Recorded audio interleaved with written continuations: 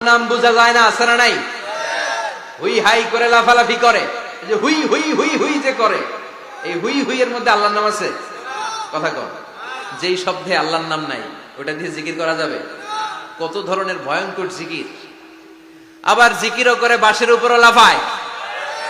যিনি জিকির পরিচালনা করে তার কাঁধের উপর যে চেপে বসে, আছে না নাই? এটা কি জিকিরের সৌন্দর্য? কথা বলেন।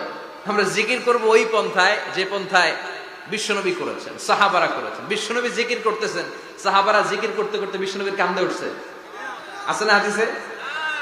সাহাবারা জিকির করতে করতে খেজুর গাছের চূড়ায় উঠেছে। কথা বলেন। জিকিরের মধ্যে সৌন্দর্য আছে না নাই? এজন্য জিকিরের সৌন্দর্যগুলো অবলম্বন করে যেন আমরা আল্লাহরে ডাকতে পারি। চিল্লায় বলেন ঠিক কিনা? এজন্য রাব্বুল আলামিন বলেন, ফাযকুরুনি আযকুরকুম ওয়াশকুরুলি ওয়ালা তাকফুরুন।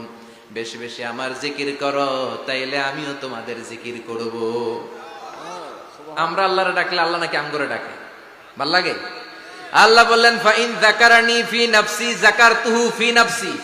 আমার বান্দা যদি একা একা আমার জিকির করে, আমি আমার বান্দার একা একা জিকির করি। আমার বান্দা যদি মহাসম্মেলনে মহাসমাবেশে সবাই রে নিয়ে আমারে ডাকে, আমি এর চাইতো শ্রেষ্ঠ একটা মহাসম্মেলন ফেরেশতাদেরকে নিয়ে করে আমার বান্দার জিকির করি। ওয়া ইন তাকাররাবা ইলাইয়া শিবরান তাকাররাবতু ইলাইহি যিরাআন। আমার কোন বান্দা আমার দিকে যদি এক বিঘত এগিয়ে আসতে চায়, আমি আমার বান্দার দিকে এক হাত এগিয়ে যেতে চাই। আমার বান্দা যদি আমার দিকে এক হাত এগিয়ে আসে, আমি আমার বান্দার দিকে দুই হাত এগিয়ে যাই। ওয়া ইন আতানি ইয়ামশি আতাইতুহু হারওয়ালা। আমার বান্দা যদি আমার দিকে হেঁটে হেঁটে আসতে চায়, আমি আমার বান্দার কাছে দৌড়ে দৌড়ে যাই। কি আল্লাহ আমরা পাইছি! ডাক দেয়া মাত্রই, ডাকা মাত্রই তিনি সাড়া দেয়। চিল্লায় বলেন ঠিক কিনা? এজন্য সব সময় আল্লাহর জিকির দিয়ে হৃদয়টারে সিক্ত রাখার দরকার, আছে না নাই? বিশ্বনবী বললেন, লা ইয়াজালু লিসানুকা রাতবান মিন যিকরিল্লাহ। সব সময় আল্লাহর জিকির দিয়ে জিহ্বাটারে ভিজায় রাখো।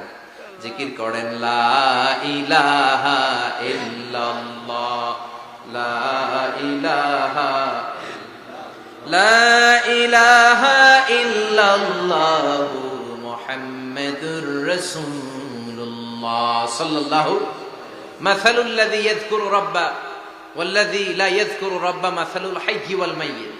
যে হৃদয় আল্লাহর জিকির করে আর যে হৃদয় জিকির করে না, বিশ্বনবী বললেন দুই হৃদয়ের পার্থক্য হচ্ছে একটা জীবিত হৃদয় আর একটা মৃত হৃদয়। এখন আপনার হৃদয়কে আপনি কি জিন্দা রাখতে চান না মুর্দা বানাতে চান? আবার আল্লাহ বললেন, আলা বিযিকরিল্লাহি তাতমাইন্নুল কুলুব। দুনিয়ার কোন জিনিস দিয়ে কলবের পরিচ্ছন্নতা হয় না। দুনিয়ার কোন জিনিস দিয়ে কলব পরিচ্ছন্ন হয় না, কলবের খাদ্য হয় না।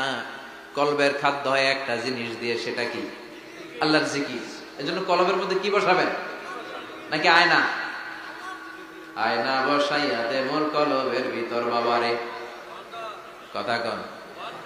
আয়না বসাইতে চাই, আছে না নাই? তোর বাবার কলবে তো আয়না নেই, তোরে কি আয়না দিব? বিশ্বনবী কলবে আয়না বসাইছে, সাহাবারা আয়না বসিয়েছে, আবু হানিফা কলবের ভেতরে আয়না বসিয়েছে, ইমাম শাফিঈ কলবে আয়না বসিয়েছে। কলবে আল্লাহর জিকির ছাড়া কোনো আয়না ফায়না বসানো চলবে না। চিৎকার করে বলেন ঠিক কিনা?